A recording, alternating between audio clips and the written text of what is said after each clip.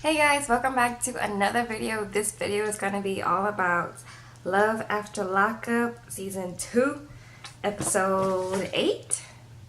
Yeah, Episode 8. She said yes.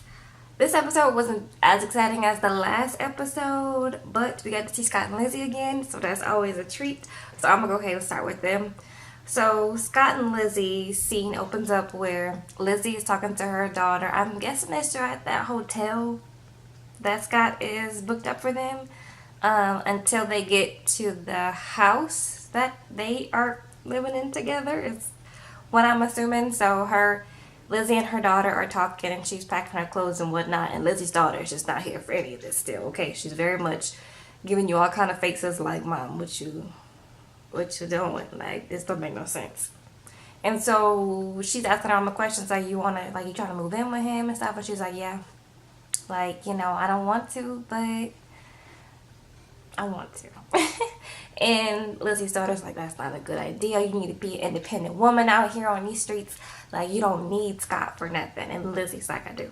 I don't have no money. I don't have no job. And he's helping me, get on my feet. And her daughter's just still not here for her. She does like a whole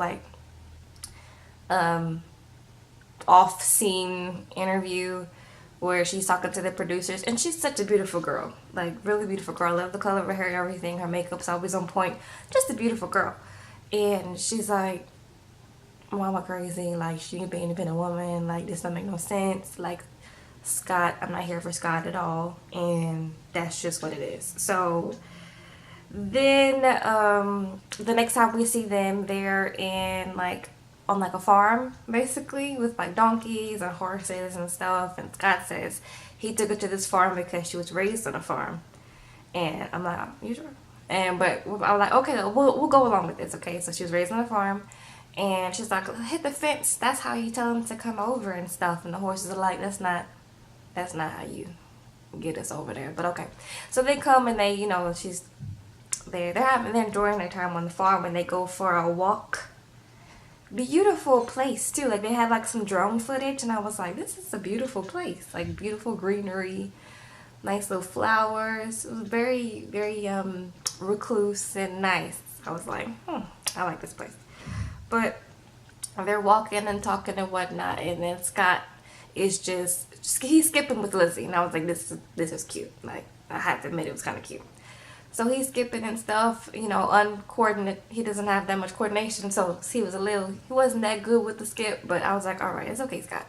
So they're skipping and walking and whatnot, and they get to a point where he's like, I gotta ask you a question. And she's like, what? And he's like, he gets on one knee, and he's like, you wanna marry me? And she's like, no.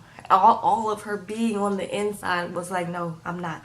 And she just wanted to run away, but he convinced her. He was like, I love you. You love me? And she was like, yeah, but we just met each other a couple of days ago. And he was like, but do you love me though? And I want to make, And she was like, I guess. She was like, I guess, okay, whatever. Put on my finger. And so that's how they got engaged. And she was like, I know my daughter's gonna be so upset with me because she gave me this whole talk earlier about being an independent woman shit. I'm out here, succumbing to what Scott wants me to do. And I was like, look, I mean, I have hope for Scott and Lizzie. I don't know why, but I have hope for them, and I wish the best for them. I mean, hey, Lizzie, do what you feel like you gotta do. Scott, feel like you do what you gotta do, and that's just all it is. Okay, so that was their whole thing. And so then we get to, let's see what I want to do first. Let's go ahead and get Michael, Megan, and Sarah out the way. Okay, so Michael's still on his 007 mission. He made it to Niagara. Megan made it to the hotel. We see her getting out the shower, brushing the hair and whatnot, and getting ready and whatnot, putting on eyeliner. I was like, I don't know how you do that, because sis, I have to like get on the face bowl, with my feet in the sink like this on the mirror for me to do my eyeliner right. She was messing up the eyeliner too, so I was like, okay, but like you need to really get up on that mirror like that to get that eyeliner perfect. But I was like, okay, go ahead, Megan. I'm not gonna mess with you with that. And so she gets ready and she's explaining how she's still giddy and it's about to go down with her and Michael when he get there. And I was like, okay, all right, we TV stop with the scenes in the bedroom. We don't need to see all of that, but they continue to do that. So so we're gonna come back to Sarah. Sarah is still someplace in New York. I forgot. Not where Michael is. And she's having lunch or brunch or something with her friend, and she's telling her friend what happened, how that she hasn't seen Michael since noon, and it's like 7 o'clock. And her friend is like, girl, what the hell? But she's like, yeah, it's okay. I'm not worried about him being with somebody. I'm worried about him, like, make sure he's okay because he's on parole. And her friend is like,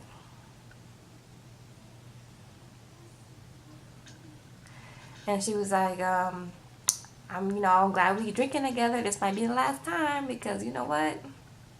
And her friend's like, what?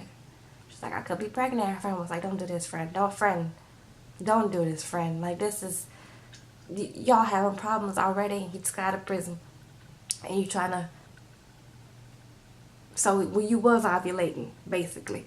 And her friend is like, why would you do this? Why would you, like, her friend was saying she was mad at Michael because Michael is, like, it seems like Michael is manipulating Sarah to do what he wants her to do. And it's sad to watch. I'm like, dang, Sarah, like, because Sarah seems like a good person. Like, she wants love and she wants a family and she wants the wholeness of it. It's just Michael is not that person. And he will never be that person, okay? So she's asking so much of Michael and he is just not capable of being that person at all. And so I was like, this is sad. This is sad. But anyway, we get back to Michael and Megan. He gets to the hotel. He's like, you got the package or something I was waiting on. I forgot what he said, but he was talking to the little front desk person and he was like, hey, we were waiting on you. And he was like, yeah, I know. And so he makes it up to so he goes to the room where she's at, and she's sitting on the bed with a black robe and some heels. I said, what in the world is going on? This is too much.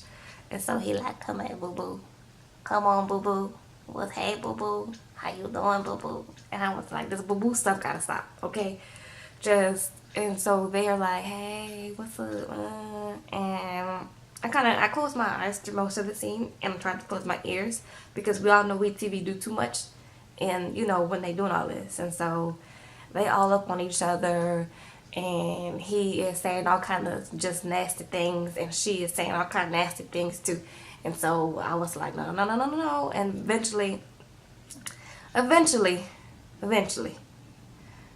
WeTV, they're like, bye, WeTV, it's going down. And we like, no, we don't wanna know what's about to happen. So that's basically all that happened with them. They just nasty, okay? Just nasty. Okay, so then we get to Britt and Marcelino.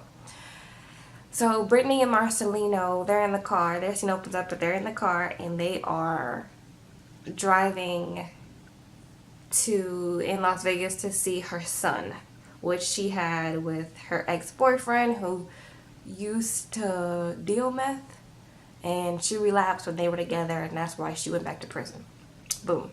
And so she hasn't seen him for a couple of years, and he's like a full-grown toddler, almost out of toddler age now. And so she's happy to see him, and it's just kind of nervous to see him, And Marcelino was just doing the most, as always. If he give me disrespect, I'm gonna give him disrespect. It's like, why you even in that headspace all the time, Marcelino? Like, Marcelino always has to be the alpha male, or just like it's just like, those men who assert their masculinity too much. It's like, okay, like, it's exhausting, Marcelino. Like, stop, okay? And so, or maybe that's his like personality, or like how he like shows his humor. I don't get it, but it's just weird how he like asserts himself all the time. But they make it to the house, and her ex and his new woman, they greet them at the door, and her little boy comes running out the door, and it's such a beautiful reunion with him, and he's like, hey, mama, what's up? And so he's enjoying her, and she's enjoying him, and he gives Marcelino a little high five, and the ex is just really sweet and nice to her from what we see on camera. Very sweet and nice to her, and sweet and nice to Marcelino, and very welcoming, and was like, yeah, y'all come in and, you know, let's hang out and chill, and you can spend time with your, you know, little boy, and it's all perfectly fine. Marcelino is still on edge. You can tell in his face. He's like, and it's like, Marcelino, calm down. You don't always have to be crazy all the time. Calm down. Go to therapy, baby, because you need to go to therapy. I think you need to go to therapy to talk some issues, because you're just always on edge. Like, it's not healthy, okay? And so, they go to like their patio, a nice, beautiful house. I'm like, is he still dealing meth? Because this place is really nice, okay? Like, anyways. But, they were talking on the patio, and for some reason, like the ex was talking about how he wants to share, you know, his little boy with his mama, and how that's important to him and stuff. And then Marcelino chimes in like, yeah, I don't know about stepfather, because my stepfather wasn't shit. And they were like, oh, okay, Marcelino. Okay. It was just awkward. Like, after that point, I don't know if WeTV did this, but it was just awkward as hell. It's like, okay. Like, Marcelino, we get it. Your stepfather wasn't shit. And the ex is like, does he know that? Because, like, I mean, I didn't need to know that. But okay. And it was just awkward at that point. And then Brittany tries to, like, quell the tension, and she's like, you know, I want to, like, have my little boy for, you know, the weekend up to Monday. And she was kind of hesitant, like, is he going to allow me to? And her ex was like, yeah, that's perfectly fine, absolutely. And I was like, the ex is so nice. Like, he's so sweet. And the woman, too, you know. So, that's how that ended. And then we get Brittany, Amanda, and her bunkie, best friend bunkie. They go wedding dress shopping, and I mean... it starts off well, and she looks beautiful in all her dresses and whatnot, and yeah, and Bunky, the Bunky was killing me. Oh, Bunky. I was like, okay, all right. But it was cute to see that she was excited about her friend getting married and whatnot, whereas her ex, Amanda, she was like, that's cute. It's cute. He would like this one. She was like, and the woman who worked there, she was like, oh, you know Marcelino? And she was like, no. She was like, oh, so that's a shade? Okay. All right, sis. So Amanda was just shading the whole thing and shading Marcelino. She's not here for Marcelino. She's not here for this wedding. She's not here for having to, you know, give time up with her boo. Probably still her boo. Brittany. So... And then, I guess WeTV set this up, because the acting was like, okay, at this point. She was like, one of the women who worked there, she was like, you want to try on a dress? And it'll be cool if y'all come out at the same time. And it was, you know, WeTV made them do this. So, Amanda puts on the dress, and they come out at the same time, and it's awkward, and Brittany was just not here for this at all. She was like, Amanda is delusional. She doesn't understand that I'm with Marcelino, and that's just what it's going to be. And I don't know why she's doing this. And so it was just awkward. Amanda still has feelings. Amanda still has feelings for Brittany. Brittany still has feelings for Amanda. She still has not told Marcelino, who she knows is crazy, that she's been meeting with Amanda, her ex. So, I mean, we're going to see that coming up. So that's basically all that happened to them. Matt and Kaitlyn.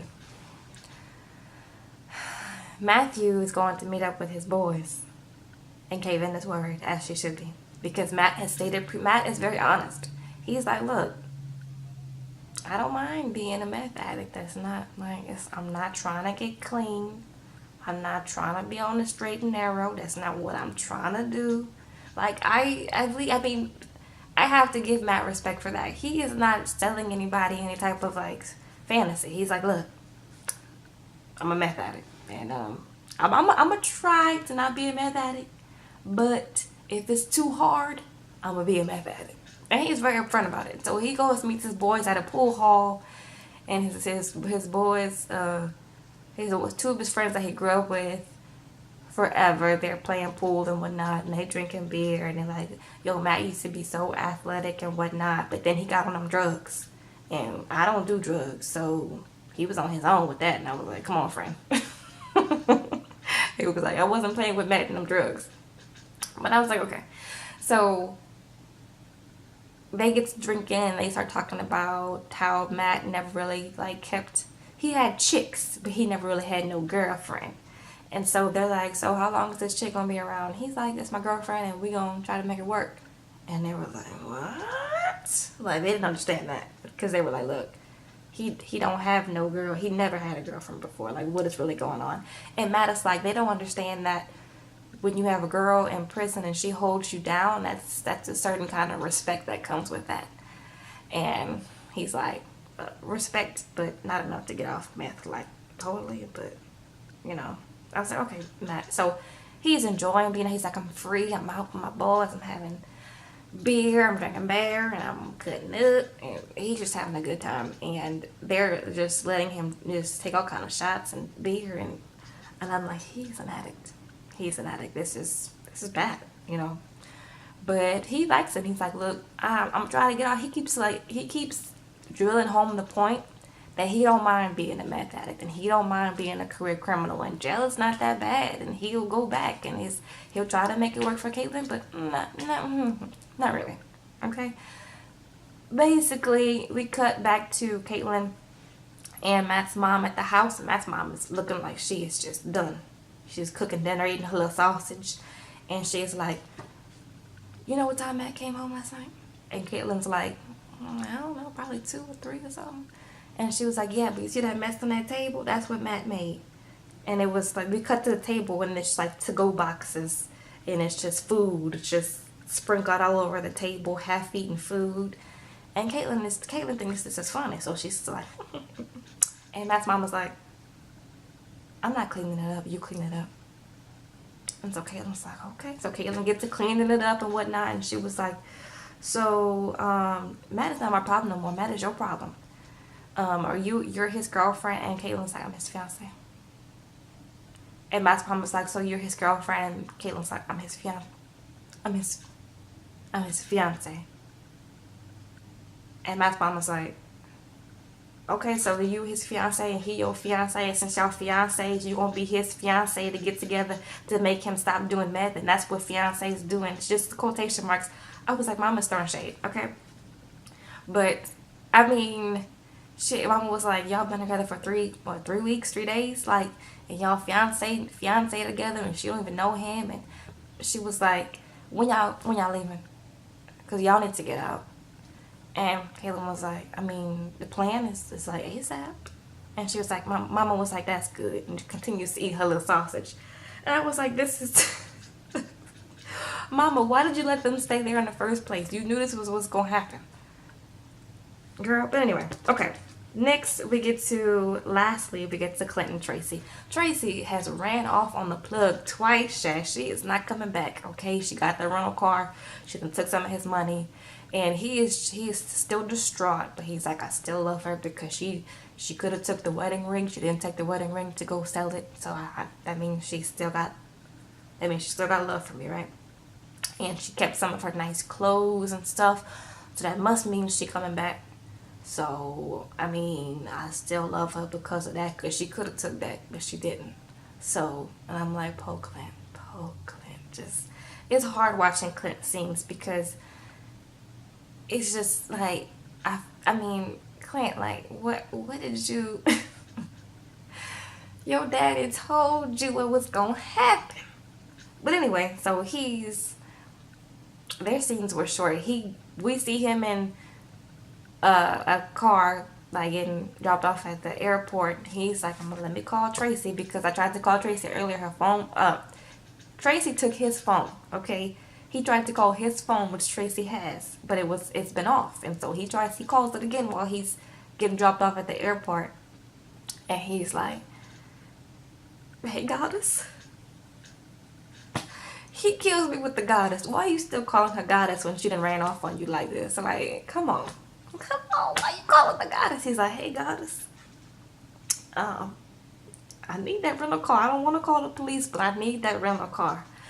Because if I call the police, you're going to get in trouble, and I don't want you to get in trouble because you're just an addict and you need help.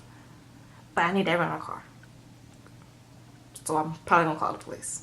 So, I mean, you do what you got to do, but I need that rental car. And so we see him on the plane, and he's still distraught, and he's just curled up in a little ball on the seat in the plane, and he drops off to where, you know, his parents stay, and his daddy picks him up from the airport. And he's just, and when he sees his daddy, kind of melts into his daddy's arms, and his daddy's like, I done told your crazy ass. I done told your crazy ass. But anyway, so that's how that ended. The scenes for next week look amazing, as always. It's 2 more episodes left, so I'm like, what are we gonna do? Like, we need to wrap some stuff up. So I'm scared they're gonna just leave us hanging episode 10 with a lot of stuff not resolved. So I don't know. Tell me what you guys think about it in the comments below. Don't forget to subscribe to my stuff, and I'll see y'all next week in the next video. Bye.